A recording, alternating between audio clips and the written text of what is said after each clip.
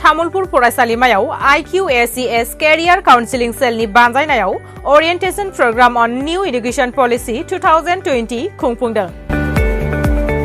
सानसेनि मेहेरगोनां हाबाफारिजों तामुलपुर फरायसालिमानि नब्लाङाव IQAC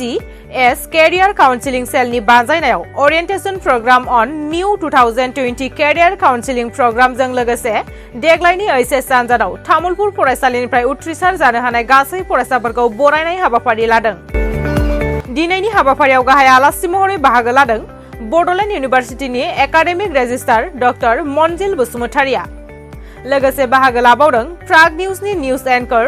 गुवाहाटी जौसिन बिजिरसालिनि एडभोकेट आरो मटिभेशनेल स्पिकार दीपक शर्मा बिथांजों लोगोसे गुबुन फरायसालिमानि गोरायुं आरो गौथुमारि आफादनि दैदेनगिरि बिथांमोना बाहागो लायो। बेफोरबादि हाबाफारिखौ खुंफुंनो मोननानै गोजोननाय मोननायखौ फोरमायदों तामुलपुर फरायसालिमानि गोरायुं डक्टर जगेन बर'आ। गिबियावनो आं दिनै तामुलपुर फरायसालिमानि IQAC आरो केरियार काउन्सिलिं सेल बिथांमोननि जि दैदेनगिरिफोर बिथांमोनखौ आं साबायखर होनो नागिरदों। मानो होननानै बुङोब्ला जों दिनै तामुलपुर फरायसालिमाया जे फैगौ जे 2023 आरो 24 एकाडेमिक सेसननिफ्राय जि आसाम सरकारा NEP-खौ लागु खालामनो नागिरदों, निउ नेशनेल एडुकेशन पलिसि, बेनि सायाव मोनसे ओरिएन्टेशन प्रग्राम लादों। मानो होनना बुङोब्ला गोबां गथ'फोरा दिनै NEP-नि स्ट्राक्चारखौ बुजि मोनाखै आरो बेखौ बुजिहोनो थाखाय जों बड'लेण्ड इउनिभार्सिटिनि मानगोनां एकाडेमिक रेजिस्ट्रार डक्टर मनजिल बसुमतारि सारखौ लिंना लाबोदों आरो बिथाङा गथ'फोरनि सिगाङाव जोबोद मोजाङैनो बुजायनानै होबाय। फोरोंगिरिफोराबो दिनै खनसेबा 100% नङाब्लाबो 90% क्लियार जाबाय आरो फरायसाफोरा 100% नङाब्लाबो दिनै 80% क्लियार जानो हाबाय। दा बेजों लोगोसे जोंहा केरियार काउन्सिलिंनि थाखाय जोङो आसामनि सासे मटिभेशनेल स्पिकार दीपक शर्मा बिथांखौ जों लिंनानै लाबोदों आरो जाय बिथाङा जिहेतु आसामाव पपुलार जे मटिभेशनेल स्पिक होनायाव आरो बेनि थाखाय जों केरियार काउन्सिलिं सेला बिथांखौ लिंना लाबोनानै केरियार काउन्सिलिंनि सोमोन्दै हाई सेकेन्डारि पास जानाय गथ' गथायफोरखौ मोजाङै बुजायना होदों आरो गथ'फोरा जोबोद मोजां मोनदों आरो बिथांनि बुंनायफोरखौ मोजाङै मोजां लानानै जिउ आवगायलांनो हागोन होननानै आं सानदों। दा जोंनि मेन थांखिया बेनोमोन जे जोङो तामुलपुर ओनसोलाव जेसेबां हाई सेकेन्डारि उथ्रिसारनो हादों आर्ट्स, साइन्स आरो कमार्स, दा बे मोनथाम बिथिंनिफ्राय उथ्रिसारनो हानाय फार्स्ट डिभिजनानो होन, सेकेन्ड डिभिजनानो होन, थार्ड डिभिजनानो होन, बिथांमोनखौ जोङो लाना फैनानै जे NEP-नि सोमोन्दै एवारनेस खालामनाय, केरियार काउन्सिलिंनि सोमोन्दै बुंनाय आरो बेजों लोगोसे बिथांमोनखौ इयुनाव मोजाङै फरायलांनो थाखाय जोङो कलेजनि फारसेनिफ्राय फिसा मोनसे फेलिसिटेसन बा बरायनाय सम्बर्धना हाबाफारिखौ जों लादों आरो बे दिनै जोबोद मोजाङै जाफुंसारदों होननानै आं मिजिंथियो बेनि गेजेरजों फरायसा फरायसुलिफ्रा जोबोद मुलाम्फा जागोन। देग्लायनि फोसावजानाय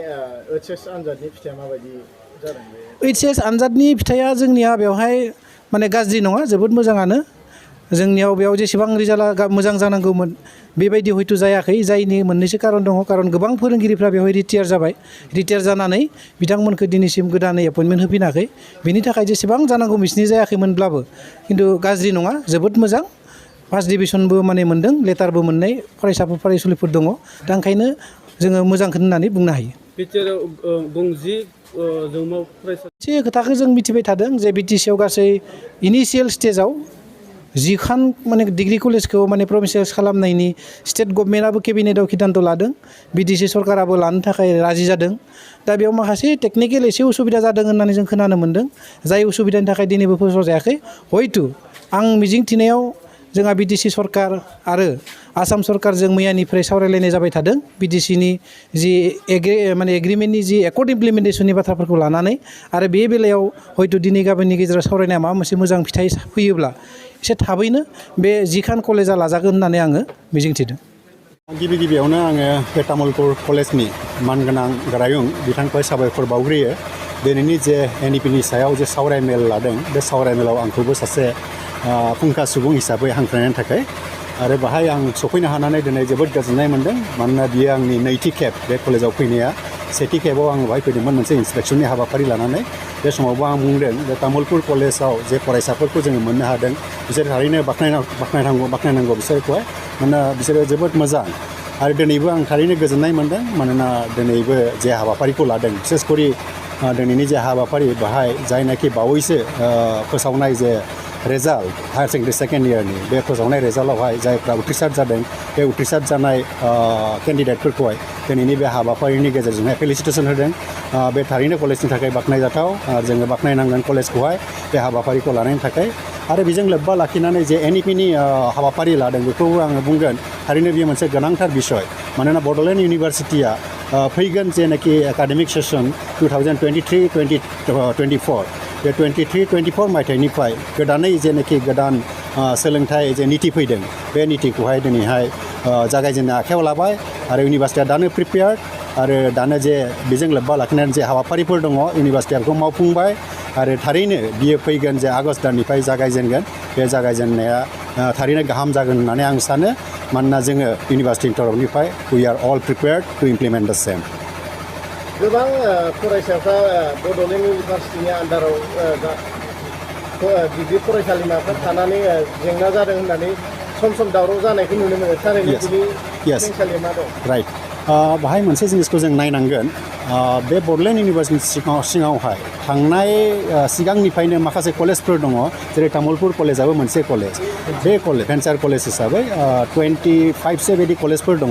जे कलेजफ्रा सिगाङावहाय गोबाव सम बड'लेण्ड इउनिभारसिटिया बे कर्सखौ सालायबोबाय जागायजेननायनिफ्राय बेबादि जेंनाफोरखौ बारा नुनो मोनाखैमोन नाथाय थांनाय बावैसो जेलानाखि जोंनि